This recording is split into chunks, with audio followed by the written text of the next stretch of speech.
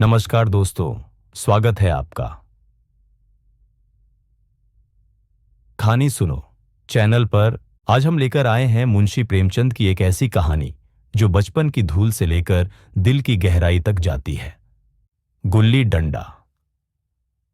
एक साधारण खेल, लेकिन उसके पीछे छुपा एक असाधारण समाज। इस कहानी में सिर्फ खेल नहीं है, बल्कि है मासूम बचपन, टूटी हुई दोस्ती, जातिवाद की कड़वाहट और बड़े हो जाने की कीमत। आइए चलिए उसी मैदान में जहां कभी गया और मैं साथ खेले थे। हमारे अंग्रेजी दोस्त माने या ना माने, मैं तो यही कहूंगा कि गुल्ली डंडा सब खेलों का राजा है। अब भी कभी लड़कों को गुल्ली डंडा खेलते देखता हूं तो जी लौटपोट हो जाता है कि इनके साथ जाकर खेलने लगूं। न लान की जरूरत, न कोर्ट की, न नेट की, न थापी की। मजे से किसी पेड़ से एक टहनी काट ली, गुल्ली बना ली, और दो आदमी भी आ जाए तो खेल शुरू हो गया। विलायती खेलों में सबसे बड़ा ऐब है कि उसके सामान महंगे होते हैं। जब तक कम से कम एक सैकड़ा न खर्च कीजिए, खिलाड़ियों में शुमार ही नहीं हो पाता। यहां गुल्ली डंडा है कि बना हर्र फिटकरी के चोखा रंग देता है। पर हम अंग्रेजी चीजों के पीछे ऐसे दीवाने हो रहे हैं कि अपनी सभी चीजों से अरुचि हो गई। स्कूलों में हर एक लड़के से 3-4 रुपये सालाना केवल खेलने की फीस ली जाती है। किसी को यह नहीं सूझता कि भारतीय खेल खिलाएं जो बिना दाम कौड़ी के खेले जाते हैं। अंग्रेजी खेल उनके लिए है जिनके पास धन है। गरीब लड़कों के सिर क्यों ये व्यसन मढ़ते हो? ठीक है, गुल्ली से आंख फूट जाने का भय रहता है, तो क्या क्रिकेट से सिर फूट जाने, तिल्ली फट जाने, टांग टूट जाने का भय नहीं रहता? अगर हमारे माथे में गुल्ली का दाग आज तक बना हुआ है, तो हमारे कई दोस्त ऐसे भी हैं जो थापी को बैसाखी से बदल बैठे। यह अपनी अपनी रुचि है। मुझे गुल्ली ही सब खेलों से अच्छी लगती है, और बचपन की मीठी स्मृतियों में गुल्ली ही सबसे मीठी है। वह प्रातःकाल घर से निकल जाना, वह पेड़ पर चढ़कर टहनियां काटना और गुल्ली डंडे बनाना, वह उत्साह, वह खिलाड़ियों के जमघटे, वह पदना और पदाना, वह लड़ाई झगड़े, वह सरल स्वभाव जिससे छूत अछूत, अमीर गरीब का बिल्कुल भेद न रहता था, जिसमें अमीराना चोचलों की, प्रदर्शन की, अभिमान की गुंजाइश ही न थी। यह उसी वक्त भूलेगा जब जब घर वाले बिगड़ रहे हैं, पिताजी चौके पर बैठे वेग से रोटियों पर अपना क्रोध उतार रहे हैं, अम्माओं की दौड़ केवल द्वार तक है, लेकिन उनकी विचारधारा में मेरा अंधकारमय भविष्य टूटी हुई नौका की तरह डगमगा रहा है। और मैं हूं कि पदाने में मस्त हूं, न नहाने की सुधि है, न खाने की। गुल्ली है तो जरा सी, पर उसमें दुनिया भर की मिठाइयों की मिठास और तमाशों का आनंद भरा हुआ है। मेरे हमजोलियों में एक लड़का गया नाम का था। मुझसे 2-3 साल बड़ा होगा। दुबला, बंदरों की सी लंबी लंबी, पतली पतली उंगलियां, बंदरों की सी चपलता, वही झल्लाहट। गुल्ली कैसी ही हो, पर इस तरह लपकता था जैसे छिपकली कीड़ों पर लपकती है। मालूम नहीं उसके मां बाप थे या नहीं, कहां रहता था, क्या खाता था, पर था हमारे गुल्ली क्लब का चैंपियन। जिसकी तरफ वह आ जाए उसकी जीत निश्चित थी। हम सब उसे दूर से आते देख उसका दौड़कर स्वागत करते थे और अपना गोइयां बना लेते थे। एक दिन मैं और गया दो ही खेल रहे थे। वह पदा रहा था, मैं पद रहा था, मगर कुछ विचित्र बात है कि पदाने में हम दिन भर मस्त रह सकते हैं, पदना 1 मिनट का भी अखरता है। मैंने गला छुड़ाने के लिए सब चालें चली, जो ऐसे अवसर पर शास्त्र विहित न होने पर भी क्षम्य है, लेकिन गया अपना दांव लिए बगैर मेरा पिंड न छोड़ता था। मैं घर की ओर भागा। अनुनय विनय का कोई असर न हुआ था। गया ने मुझे दौड़कर पकड़ लिया और डंडा तानकर बोला, मेरा दांव देकर जाओ। पदाया तो बड़े बहादुर बनके, पदने के बेर क्यों भागे जाते हो? तुम दिन भर पदाओ तो मैं दिन भर पदता रहूं? हां, तुम्हें दिन भर पदना पड़ेगा। न खाने जाऊं न पीने जाऊं। हां, मेरा दांव दिए बिना कहीं नहीं जा सकते। मैं तुम्हारा गुलाम हूं। हां, मेरे गुलाम हो। मैं घर जाता हूं, देखूं मेरा क्या कर लेते हो। घर कैसे जाओगे? कोई दिल लगी है। दांव दिया है, दांव लेंगे। अच्छा, कल मैंने अमरूद खिलाया था, वह लौटा दो। वह तो पेट में चला गया। निकालो पेट से। तुमने क्यों खाया मेरा अमरूद? अमरूद तुमने दिया, तब मैंने खाया। मैं तुमसे मांगने न गया था। जब तक मेरा अमरूद न दोगे, मैं दांव न दूंगा। मैं समझता था न्याय मेरी ओर है। आखिर मैंने किसी स्वार्थ से ही उसे अमरूद खिलाया होगा। कौन निस्वार्थ किसी के साथ सलूक करता है? भिक्षा तक तो स्वार्थ के लिए देते हैं। जब गया ने अमरूद खाया, तो फिर उसे मुझसे दांव लेने का क्या अधिकार है? रिश्वत देकर तो लोग खून पचा जाते हैं। ये मेरा अमरूद यूं ही हजम कर जाएगा। अमरूद पैसे के 5 वाले थे, जो गया के बाप को भी नसीब न होंगे। यह सरासर अन्याय था। गया ने मुझे अपनी ओर खींचते हुए कहा, मेरा दांव देकर जाओ। अमरूद समरूद मैं नहीं जानता। मुझे न्याय का बल था। वह अन्याय पर डटा हुआ था। मैं हाथ छुड़ाकर भागना चाहता था। वह मुझे जाने न देता। मैंने उसे गाली दी, उसने उसे कड़ी गाली दी, और गाली ही नहीं, एक चांटा जमा दिया। मैंने उसे दांत काट लिया। उसने मेरी पीठ पर डंडा जमा दिया। मैं रोने लगा। गया मेरे इस अस्त्र का मुकाबला न कर सका। मैंने तुरंत आंसू पोंछ डाले, डंडे की चोट भूल गया और हंसता हुआ घर जा पहुंचा। मैं थानेदार का लड़का एक नीच जात के लौंडे के हाथों पिट गया। ये मुझे उस समय भी अपमानजनक मालूम हुआ, लेकिन घर में किसी से शिकायत न की। उन्हीं दिनों पिताजी का वहां से तबादला हो गया। नई दुनिया देखने की खुशी में ऐसा फूला कि अपने हमजोलियों से बिछुड़ जाने का बिल्कुल दुख न हुआ। पिताजी दुखी थे। वह बड़ी आमदनी की जगह थी। अम्मान जी भी दुखी थी। यहां सब चीज सस्ती थी और मोहल्ले की स्त्रियों से घराव सा हो गया था। लेकिन मैं सारे खुशी के फूला न समाता था। लड़कों में जीट उड़ा रहा था। वहां ऐसे घर थोड़े ही होते हैं। ऐसे ऐसे ऊंचे घर हैं कि आसमान से बातें करते हैं। वहां के अंग्रेजी स्कूल में कोई मास्टर लड़कों को पीटे तो उसे जेल हो जाए। मेरे मित्रों की फैली हुई आंखें और चकित मुद्रा बतला रही थी कि मुझसे उनकी निगाह में कितनी स्पर्धा हो रही थी। मानो कह रहे थे, तू भागवान हो भाई, जाओ। हमें तो इसी उजड़ ग्राम में जीना भी है और मरना भी। 20 साल गुजर गए। मैंने इंजीनियरी पास की और उसी जिले का दौरा करता हुआ उसी कस्बे में पहुंचा और डाक बंगले में ठहरा। उस स्थान को देखते ही इतनी मधुर बाल स्मृतियां हृदय में जाग उठीं कि मैंने छड़ी उठाई और कस्बे की सैर करने निकला। आंखें किसी प्यासे पथिक की भांति बचपन के उन क्रीड़ा स्थलों को देखने के लिए व्याकुल हो रही थी। पर उस परिचित नाम के सिवा वहां और कुछ परिचित न था। जहां खंडहर था, वहां पक्के मकान खड़े थे। जहां बरगद का पुराना पेड़ था, वहां अब एक सुंदर बगीचा था। स्थान की काया पलट हो गई थी। अगर उसके नाम और स्थिति का ज्ञान न होता तो मैं उसे पहचान भी न सकता। बचपन की संचित और अमर स्मृतियां बाहें खोले अपने उन पुराने मित्रों से गले मिलने को अधीर हो रही थी। मगर वह दुनिया बदल गई थी। ऐसा जी होता था कि उस धरती से लिपट कर रोऊं और कहूं, तुम मुझे भूल गई। मैं तो अब भी तुम्हारा वही रूप देखना चाहता हूं।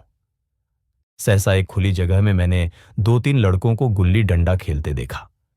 एक क्षण के लिए मैं अपने को बिल्कुल भूल गया कि मैं एक ऊंचा अफसर हूं, साहबी ठाठ में, रौब और अधिकार के आवरण में। जाकर एक लड़के से पूछा, क्यों बेटे, यहां कोई गया नाम का आदमी रहता है? एक लड़के ने गुल्ली डंडा समेटकर सहमे हुए स्वर में कहा, कौन गया?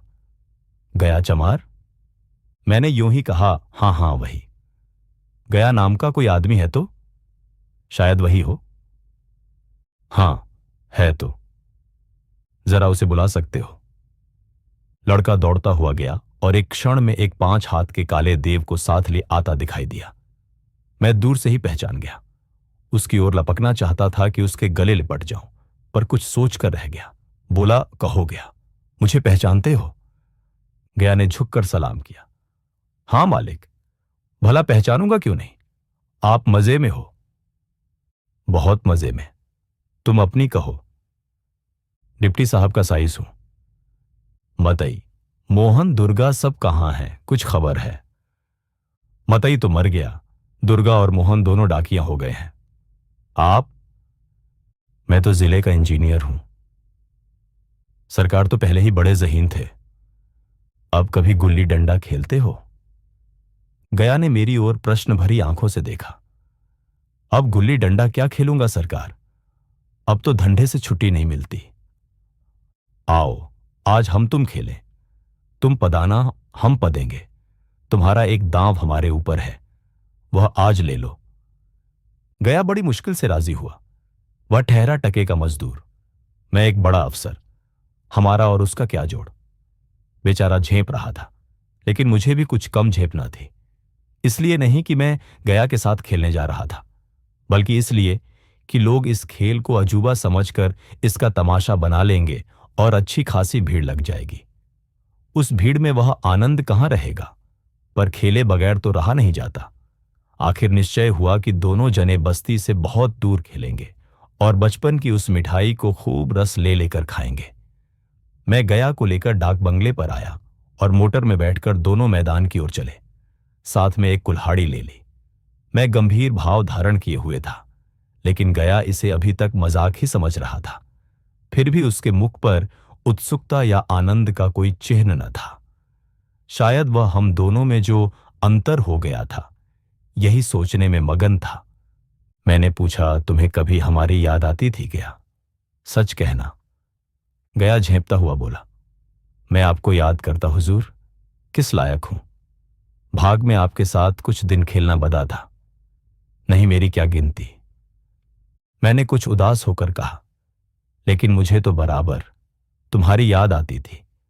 तुम्हारा वह डंडा जो तुमने तानकर जमाया था, याद है ना? गया ने पछताते हुए कहा, वह लड़कपन था सरकार, उसकी याद न दिलाओ। वाह, वह मेरे बाल जीवन की सबसे रसीली याद है। तुम्हारे उस डंडे में जो रस था, वह तो अब न आदर सम्मान में पाता हूं, न धन में। इतनी देर में हम बस्ती से कोई 3 मील निकल आए। चारों तरफ सन्नाटा है। पश्चिम ओर कोसों तक भीमताल फैला हुआ है, जहां आकर हम किसी समय कमल पुष्प तोड़ ले जाते थे और उसके झुमक बनाकर कानों में डाल लेते थे। जेठ की संध्या केसर में डूबी चली आ रही है। मैं लपक कर एक पेड़ पर चढ़ गया और एक टहनी काट लाया। चटपट गुल्ली डंडा बन गया। खेल शुरू हो गया। मैंने गुच्छी में गुल्ली रखकर उछाली। गुल्ली गया के सामने से निकल गई। उसने हाथ लपकाया जैसे मछली पकड़ रहा हो। गुल्ली उसके पीछे जाकर गिरी। ये वही गया है जिसके हाथों में गुल्ली जैसे आप ही आकर बैठ जाती थी। वह दाहिने बाएं कहीं हो, गुल्ली उसकी हथेली में ही पहुंचती थी, जैसे गुल्लियों पर वशीकरण डाल देता हो। नई गुल्ली, पुरानी गुल्ली, छोटी गुल्ली, बड़ी गुल्ली, नोकदार गुल्ली, सपाट गुल्ली, सभी उससे मिल जाती थी। जैसे उसके हाथों में कोई चुंबक हो, गुल्लियों को खींच लेता हो। लेकिन आज गुल्ली को उससे वह प्रेम नहीं रहा। फिर तो मैंने पदाना शुरू किया। मैं तरह तरह की धांधलियां कर रहा था। अभ्यास की कसर बेईमानी से पूरी कर रहा था। हुच जाने पर भी डंडा खेले जाता था। हालांकि शास्त्र के अनुसार गया की बारी आनी चाहिए थी। गुल्ली पर ओछी चोट पड़ती और वह जरा दूर पर गिर पड़ती तो मैं झपटकर उसे खुद उठा लेता और दोबारा टांट लगाता। गया यह सारी बेकायदगियां देख रहा था, पर कुछ न बोलता था, जैसे उसे वह सब कायदे कानून भूल गए। उसका निशाना कितना अचूक था। गुल्ली उसके हाथ से निकलकर टन से डंडे से आकर लगती थी। उसके हाथ से छूटकर उसका काम था डंडे से टकरा जाना। लेकिन आज वह गुल्ली डंडे में लगती ही नहीं। कभी दाहिने जाती है, कभी बाएं, कभी आगे, कभी पीछे। आध घंटे पदाने के बाद एक गुल्ली डंडे में आ लगी।